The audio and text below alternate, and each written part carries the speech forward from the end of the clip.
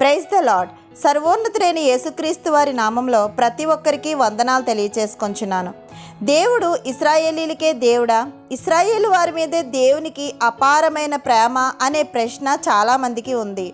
ఇశ్రాయేలు వారిని దేవుడు తన స్వకీయ సంపాద్యమని, తన ప్రజలని పరిశుద్ధ గ్రంథం పలుమార్లు స్పష్టం చేసింది.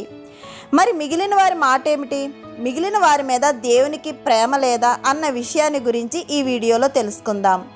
అపోస్తల కార్యములు 10వ అధ్యాయంలో కొర్నేలి అనే భక్తిపరుడు గురించి వ్రాయపడి ఉన్నది. కొర్నేలి రోమన్ శతాధిపతి. రోమన్ సైన్యంలో 6,000 మంది కాల్బలం ఉండేవారు. వీరిని 10 భాగాలుగా విభజించేవారు. ప్రతి విభాగానికి ఒక ప్రత్యేక పేరు ఉండేది. కొర్నేలి ఆధీనంలో ఉన్న పటాలం పేరు ఇటలీ. రోమ్వారు పూజించే దేవుళ్లను, దేవతలను, విగ్రహాలను కొర్నేలి పూజించలేదు. అతడు ఏకైక నిజ దేవుని గురించి విని ఆయనను వెతకసాగాడు. అపోస్తల కార్యములు 10వ అధ్యాయము 1-2 వచనాల్లో ఇటలీ పటాలం అనబడిన పటాలములో శతాధిపతి అయిన కొర్నేలి అను భక్తిపరుడొకడు కైసరయలో ఉండెను. అతడు తన ఇంటి వారందరితో కూడా దేవుని యందు భయభక్తులు కలవాడయుండి ప్రజలకు బహుధర్మం చేయుచు ఎల్లప్పుడూ దేవునికి ప్రార్థన చేయువాడు అని వ్రాయపడి ఉన్నది. కొర్నేలికి ఒక దర్శనం వచ్చినట్టు కింది వచనాల్లో మనం చదువుతాము. అపోస్తల కార్యములు 10వ అధ్యాయము 3-6 వచనాల్లో పగలు ఇంచుమించు 3 గంటల వేళ దేవుని దూత అతని యొద్దకు వచ్చి కొర్నేలి అని పిలుచుట దర్శనమందు తేటగా అతనికి కనపడెను. అతడు దూత వైపు తేరి చూచి భయపడి, ప్రభువా ఏమని అడిగెను. అందుకు దూత, నీ ప్రార్థనలను, నీ ధర్మ కార్యములను దేవుని సన్నిధికి జ్ఞాపకార్థముగా చేరినవి. ఇప్పుడు నీవు యొప్పేకు మనుషులను పంపి పేతురు అను మారు పేరు గల సీమోనును పిలిపించుము. అతడు సముద్రపు దరినున్న సీమోనను ఒక చర్మకారుని ఇంట దిగియున్నాడని అతనితో చెప్పెను అని వ్రాయపడి ఉన్నది. కొర్నేలి విషయంలో దేవుడు మనకు అవసరమైన ఒక పాఠం నేర్పుతున్నాడు. అంటే పాప విముక్తి రక్షణ వల్ల కానీ, మతం వల్ల కానీ, యథార్థత వల్ల కానీ, మంచి కార్యాలు చేయడం వల్ల కానీ, ప్రార్థన వలన కానీ కలగవు. అది కేవలము ప్రభువైన యేసుక్రీస్తు వారి మీద విశ్వాసం మూలంగానే కలుగుతుంది. విశ్వాసము లేకుండా రక్షణ పొందిన, మతం మారిన, మంచి కార్యాలు చేసిన, యథార్థంగా ఉన్న, ప్రార్థన చేసిన అది వ్యర్థమని మనకు దేవుడు ఇక్కడ తెలియజేస్తున్నాడు. ఈ దర్శనంలో దేవుడు కొర్నేలి హృదయంలో పనిచేస్తున్నాడు. దేవుని దూత ఒక వ్యక్తి ఏం చెయ్యాలో, ఏం మాట్లాడాలో స్పష్టంగా అతని అంతరంగంతో మాట్లాడినప్పుడు ఆ వ్యక్తికి దర్శనం కలిగినట్లు చెప్పవచ్చు. కొర్నేలి ప్రార్థనలు, కార్యాలు దేవునికి అతని యథార్థత గురించి జ్ఞాపకార్థంగా ఉన్నాయి. అంతేకాక అతనికి ఇంకా సత్యం తెలియచేయాలని కూడా. కాబట్టి కొర్నేలికి సత్యాన్ని బోధించడానికి దేవుడు పేతురుకు ఆదేశాలు ఇచ్చాడు. ఎవరైతే దేవుడు వారికి ఇచ్చిన వెలుగును అనుసరిస్తారో ఆయన అది చూచి వారికి క్రీస్తులో సంపూర్ణ సత్యం లభించే వరకు ఇంకా ఇంకా వెలుగు ప్రసాదిస్తూనే ఉంటాడు. దేవుడిచ్చే వెలుగును తిరస్కరించేవారు ఇంకా అంధకారంలోనికి దిగజారిపోతారు. యోహాను సువార్త 8వ అధ్యాయము 12వ వచనంలో మరలా యేసు, నేను లోకమునకు వెలుగును, నన్ను వెంబడించువాడు చీకటిలో నడవక జీవపు వెలుగు కలిగి ఉండునని వారితో చెప్పెను అని వ్రాయపడి ఉన్నది. దేవుడు కొర్నేలిని పేతురు ద్వారా బలపరచాలని నిర్ణయించాడు. అలాగే పేతురుని కూడా కొర్నేలి వద్దకు వెళ్ళుటకు దేవుడు దర్శించాడు. అపోస్తల కార్యములు 10వ అధ్యాయము 11వ వచనంలో ఆకాశం తెరవబడుటయు 4 చెంగులు పట్టి దింపబడిన పెద్ద దుప్పటి వంటి ఒక విధమైన పాత్ర భూమి మీదకి దిగి వచ్చుటయు చూచెను. అందులో భూమి యందుండు సకల విధములైన చతుష్పాద జంతువులను, ప్రాకు పురుగులను, ఆకాశ పక్షులను ఉండెను. అప్పుడు పేతురు, నీవు లేచి చంపుకొని తినుమని ఒక శబ్దం అతనికి వినపడెను. అయితే పేతురు, వద్దు ప్రవ్వా, నిషిద్ధమైనది, అపవిత్రమైనది ఏదైనను నేనెన్నడూనూ తినలేదని చెప్పగా, దేవుడు పవిత్రం చేసిన వాటిని నీవు నిషిద్ధమైన వాటినిగా ఎంచవద్దని మరలా 2వ మారు ఆ శబ్దము అతనికి వినపడెను. ఇలాగు 3 మారు జరిగెను. వెంటనే ఆ పాత్ర ఆకాశమునకు ఎత్తబడెను అని వ్రాయపడి ఉన్నది. ప్రాచీన ఇశ్రాయేలులో పవిత్రతను 3 రకాలుగా నిర్వచించారు. మొదటిది మురికి లేదా కల్మషం లేకపోవడం. రెండవది ఆరాధనకు అనర్హత కలిగించేదేదైనా సరే లేకపోవడం. మూడవది చెడు పనులకు దూరంగా ఉండటం, లేక ఇతరులను బాధించకపోవడం, లేక దేవుని ఆజ్ఞలను వ్యతిరేకించకుండా ఉండడం. మోషేకి దేవుడిచ్చిన ధర్మశాస్త్రం ప్రకారము కొన్ని వస్తువులు పవిత్రమైనవి, కొన్ని అపవిత్రమైనవి. కొన్ని రకాల వ్యాధులున్న వారు అపవిత్రులు. మృతదేహాలను కళేబరాలను తాకిన వారు కూడా అపవిత్రులే.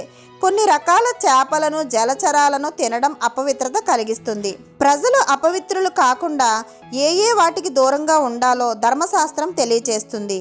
ఈ మాటలు లేవీకాండము 11వ అధ్యాయం నుంచి 18 అధ్యాయాల్లో మనకి కనపడతాయి. అపవిత్రులైన వారు సరైన అర్పణ అర్పించి పవిత్రులు కావాలని కూడా ధర్మశాస్త్రం తెలియచేస్తుంది. యూదులు ఆచరించే ఈ పద్ధతుల వలన పేతురు తనకు కలిగిన దర్శనంలో చూచిన జంతువులను, పురుగులను, పక్షులను చంపుకొని తినమన్నప్పుడు పేతురు నిషిద్ధమైనవి, అపవిత్రత కలిగించే వాటిని తాను తిననని చెప్పాడు. కానీ దేవుడు తాను పవిత్రం చేసిన వాటిని అపవిత్రముగా ఎంచవద్దని పేతురుతో పలికాడు. అదే సమయానికి కొర్నేలి వద్ద నుండి వచ్చిన మనుషులు పేతురు గురించి విచారించగా దేవుని ఆత్మ పేతురుతో, 3 మనుషులు నిన్ను వెదుకుచున్నారు, సందేహించగా వారితో వెళ్ళుమని చెప్తుంది. పేతురు వారితో బయలుదేరి కొర్నేలి వద్దకు రాగా కొర్నేలి పేతురు లోపలికి రాగానే అతన్ని ఎదుర్కొని అతని పాదాల మీద పడి నమస్కారం చేస్తాడు. అప్పుడు పేతురు, లేచి నిలువుము, నేను నీ వంటి మనుష్యుడనే అని కొర్నేలిని లేవనెత్తుతాడు. అనేకులు ఉండటం గమనించిన పేతురు అన్యజాతి వారితో సహవాసం చేయడం, వారిని ముట్టుకోవడం ధర్మం కాదని మీకు తెలుసు. అయితే ఏ మనుష్యుడును నిషేధింపదగిన వాడని అయినా అపవిత్రుడని అయినా చెప్పకూడదని దేవుడు నాకు చూపించి ఉన్నాడు అని చెప్పి కొర్నేలితో, ఎందుకు నన్ను పిలిపించితివని అడుగగా కొర్నేలి తనకొచ్చిన దర్శనం గురించి తెలియచేస్తాడు. కొర్నేలి మాటలు విన్న పేతురు మొట్టమొదటిగా దేవుడు పక్షపాతి కాడని నిజముగా గ్రహించి ఉన్నాను. ప్రతి జనములోనూ ఆయనకు భయపడి నీతిగా నడుచుకుని వానిని ఆయన అంగీకరించును. యేసుక్రీస్తు అందరికీ ప్రభువు అని తన మాటలు మొదలుపెట్టి దేవుని రక్షణ సువార్తను ప్రకటిస్తాడు. మరి ఈ మాటలు బైబిల్లో ఎవ్వరికీ కనపడవా అన్న సందేహం నాకు కలుగుతుంది. దేవుడు ఇశ్రాయేలీలకే దేవుడు. దేవుని ప్రేమ ఇశ్రాయేలీల చుట్టూ తిరుగుతుంది. యేసుక్రీస్తు పరదేశ దేవుడు అని మాట్లాడతారు. దేవుడు పక్షపాతి కాడు. అందరూ అంతటను మారు మనసు పొందవలనన్నదే దేవుని చిత్తము. అందరూ అంతటను అంటే అందులో మనం లేమా?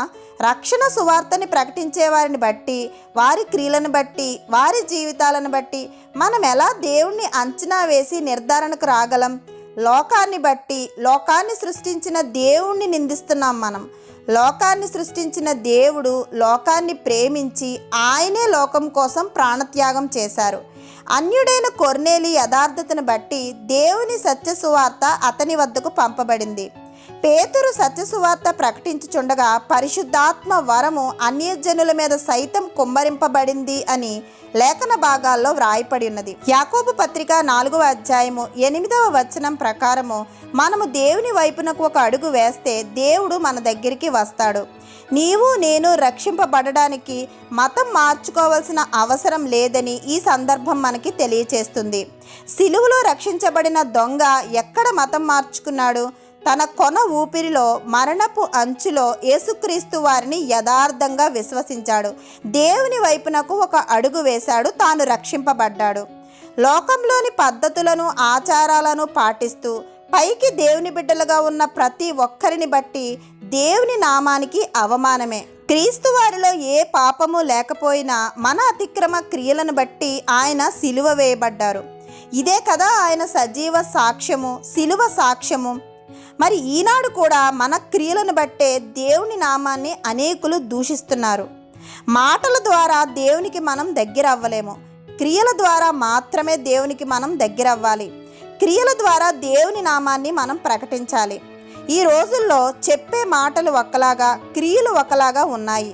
ఇలా ఉండటాన్ని బట్టే అనేకులు సత్య మార్గాన్ని విడిచిపెట్టడానికి మనమే కారణం అవుతున్నామని మనం గ్రహించాలి. కొర్నేలిని రక్షించడానికి దేవుడు పేతురుని ఎలాగూ సిద్ధపరిచాడో ఈనాడు మనలను రక్షించడానికి దేవుడు అనేక సేవకులను లేవనెత్తాడు. అయితే అనేక అబద్ధ బోధల వలన నిజ సువార్త, నిజమైన వార్త ప్రజలకి అందడం లేదు. దీనిని బట్టి మనందరము ప్రార్థన చేయాలి. నిజమైన రక్షణ వార్త ప్రజలందరి దగ్గరికి వెళ్ళులాగున మనందరము ప్రార్థించాలి. మన ప్రభువైన యేసుక్రీస్తు వారి కృప మనందరి జీవితాల్లో సమృద్ధిగా ఉండాలని ప్రార్థిస్తూ ఆమెన్. దేవుని మాటలు మీకు నచ్చితే లైక్ చేయండి, సబ్స్క్రైబ్ చేయండి. దేవుని మాటలను అనేకులకు షేర్ చేయండి. ఇంకా పరిశుద్ధ గ్రంథంలో అనేక అంశములను ధ్యానించుకోవడానికి కావలసిన దేవుని కృప నడిపింపుల కొరకు మనందరము ప్రార్థిద్దాం. ఆమెన్.